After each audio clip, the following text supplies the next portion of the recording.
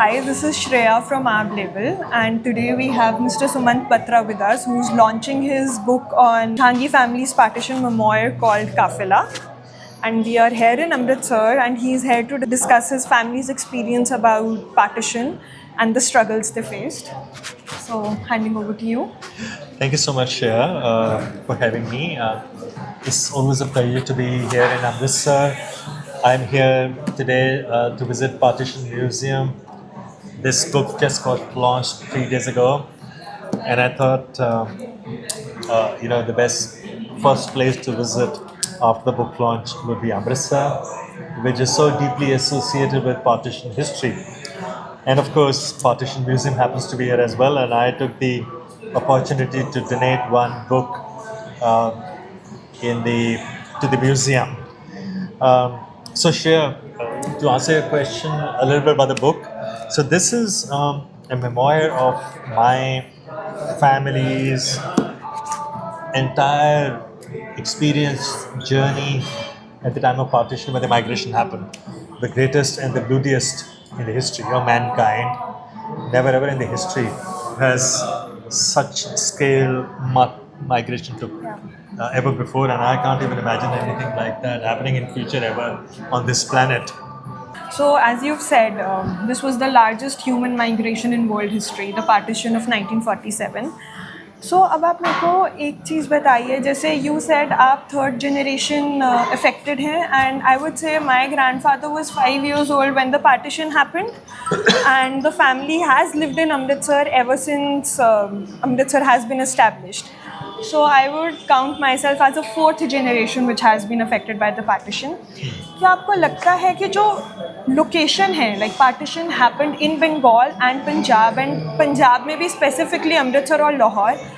So youth that grew up in Amritsar versus the youth that grew up in Delhi, उन पे जो partition का impact है और awareness है, उसमें कोई फ़र्क है?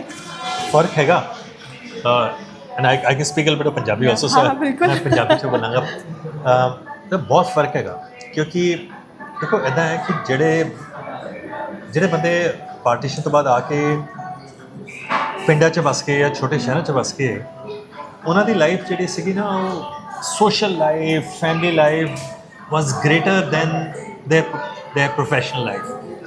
ਜਿਹੜੇ ਨਿਕਲ ਕੇ ਆ ਗਏ ਵੱਡੇ ਸ਼ਹਿਰਾਂ 'ਚ, ਦਿੱਲੀ, ਬੰਬੇ, ਹੋਰ ਵੱਡੇ ਸ਼ਹਿਰਾਂ 'ਚ ਜਾਂ ਮੁਲਕ ਤੋਂ ਬਾਹਰ ਵੀ ਚਲੇ ਗਏ, ਉਹਨਾਂ ਦਾ ਸਟਰਗਲ ਬਦਲ ਗਿਆ. ਉਹਨਾਂ ਦਾ ਸਟਰਗਲ ਸੀਗਾ ਆਪਣੀ ਲਾਈਫ ਨੂੰ ਰੀਕਨਸਟਰਕਟ ਕਰਨਾ, ਤਰੱਕੀ ਕਰਨਾ, ਬਹੁਤ ਅੱਗੇ ਜਾਣਾ. ਇਸ ਕਰਕੇ ਉਹਨਾਂ ਦੇ ਬੱਚਿਆਂ ਨੇ ਜਿਹੜਾ ਲਾਈਫ ਦੇਖੀ ਹੈ ਉਹ ਡਿਫਰੈਂਟ ਦੇਖੀ ਹੈ. ਜਿਹੜੇ ਬੱਚਿਆਂ ਨੇ ਛੋਟੇ ਸ਼ਹਿਰਾਂ 'ਚ ਦੇਖਿਆ ਉਹ ਥੋੜ੍ਹਾ ਡਿਫਰੈਂਟ ਦੇਖਿਆ.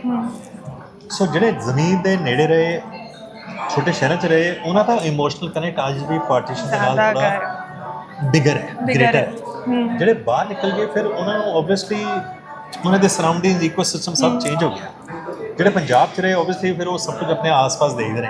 ਹੁਣ ਜਿਹੜੇ ਬੰਬੇ ਚਲੇ ਗਏ, ਹੁਣ ਜਿਹੜੇ ਇੰਦੌਰ ਚਲੇ ਗਏ, ਹੁਣ ਜਿਹੜੇ ਰਾਜਪੁਰ ਚਲੇ ਗਏ, ਕਿਤੇ ਵੀ ਚਲੇ ਗਏ, ਨਾਗਪੁਰ ਚਲੇ ਗਏ, ਉਹਨਾਂ ਲਈ ਥੋੜ੍ਹਾ ਜਿਹਾ ਓਬਵੀਅਸਲੀ ਡਿਫਰੈਂਟ ਹੈ ਪਾਰਟੀਸ਼ਨ ਦਾ entire prism through which we see partition and migration.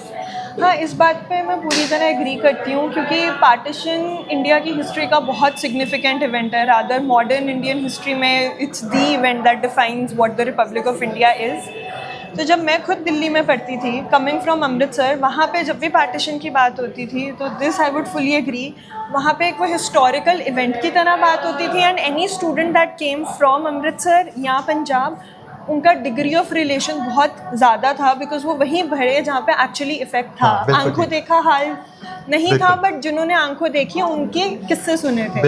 And Delhi में जो बच्चे बड़े हुए, उनका impact would be say closer to what happened in Punjab. But जो चेन्नई या साउथ से या बंगाल से था, वो that was just a very important historical event that defined India. फर्क तो होता है ना श्रेया, जो लोग ऑब्जर्वर्स हैं या जो विक्टिम्स, उनका तो नैरेटिव ही अलग है, फीलिंग्स अलग हैं.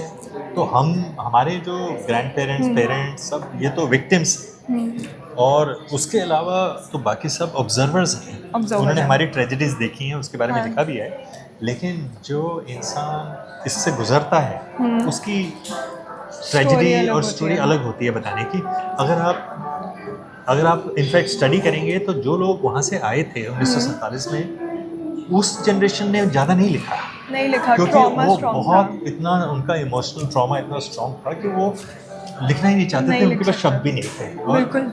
और वो I think they were to Survival। और वो ऑफ कोर्स survival में थे उनका वो। फोकस भी सर्वाइवल पे था। अगली जनरेशन ने इंफॉर्मेशन इकट्ठी करनी शुरू करी। उन्होंने जिनके पास रिसोर्सेज थे उन्होंने फिर कहानियाँ इकट्ठी करी, कितनी वेबसाइट्स बन गई, किताबें भी लिखनी शुरू हुई।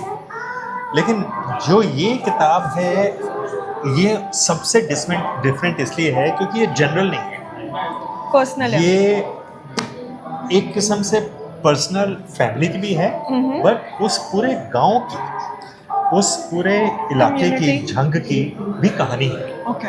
ये झंगियों की हिस्ट्री भी है।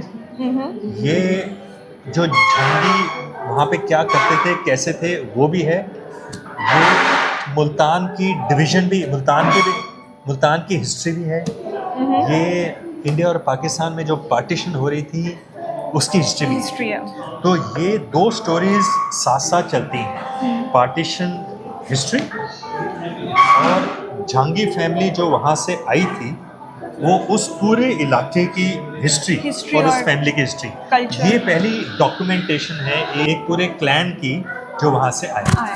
That's very interesting. And so what, like one specific event, say in your childhood, that made the impression कि eventually maybe you would want to document this history, any specific event जिससे आप inspire हुए to write this? Actually जो trigger point है श्रेया, वो जब पिछले साल अगस्त में बांग्लादेश में ढाका में जो इवेंट्स हुए, अजमेर रहमान जो उन्होंने इंडिपेंडेंस दिलाई थी 1971 में और हिंदुस्तान ने मदद करी थी और आज तक इतने सालों तक उसको सेलिब्रेट किया जाता है और सडनली वहाँ पर वो एकदम कंप्लीट यू टर्न हो गया।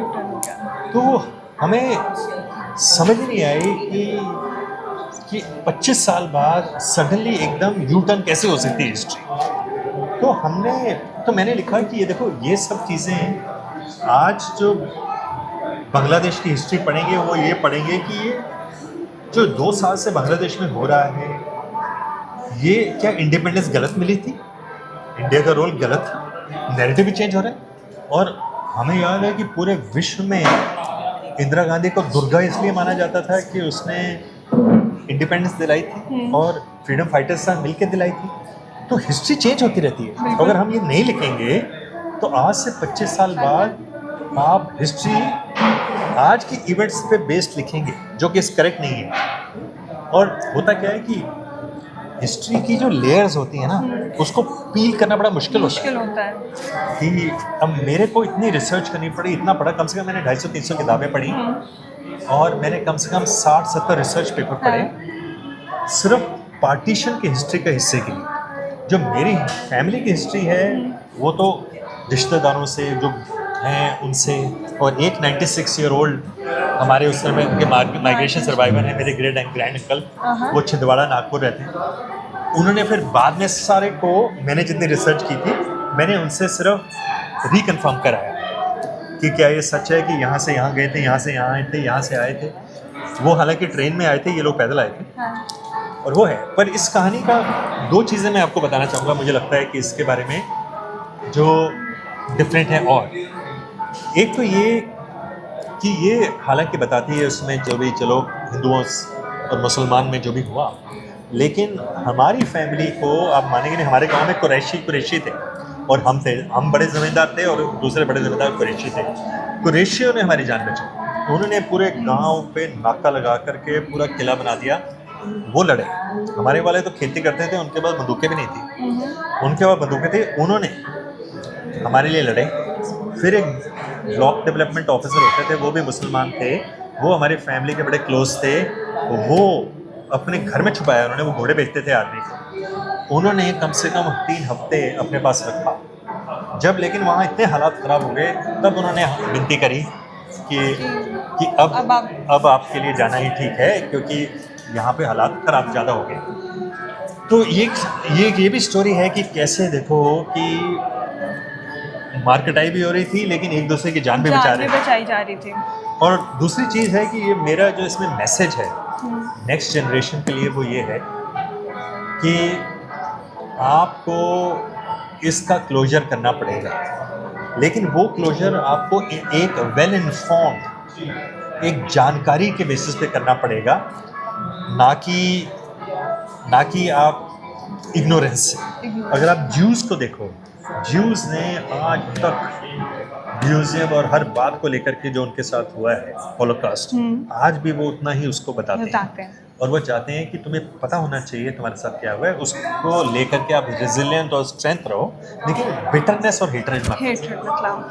और ये बिटरनेस और हेटरेड अगर हम ख़त्म करेंगे इस सब कॉन्टिनेंट में, तो हमारे को ऐसी इकोनॉमिक सुपर पावर बनेंगे कि यूएस चाइना हमारे नज़दीक नहीं आएगा, लेकिन वो फोर्सेस चाहती हैं कि हम डिवाइड रहें क्योंकि वो हमें इकोनॉमिक सुपर पावर नहीं बनने देना चाहते। और ये एक मैसेज है अगली जनरेशन के लिए कि मिलजुल के प्यार से रहेंगे तो इतनी प्रॉस्पेरिटी होगी इंडिया में कि और इस सब कॉन्टिनेंट में कि आप उसका सोच नहीं सकते। ठीक है, सो अब कंक्लूड करते हुए मैं आपसे एक चीज़ पूछना चाहूँगी कि अक्सर जब भी हम पार्टीशन के बारे में पढ़ते हैं, जैसे कि पहले बात हुई वो एक हिस्टोरिकल इवेंट है, तो हिस्टोरिकल इवेंट की तरह जब हम स्कूल में पढ़ते हैं, कॉलेजेस में पढ़ते हैं, रिसर्च करते हैं, वो सिर्फ पॉलिटिक्स और इकोनॉमिक्स में कन्फाइन हो जाता है as a political event and as an economic event. उसका ह्यूमन साइड हम मिस कर देते हैं।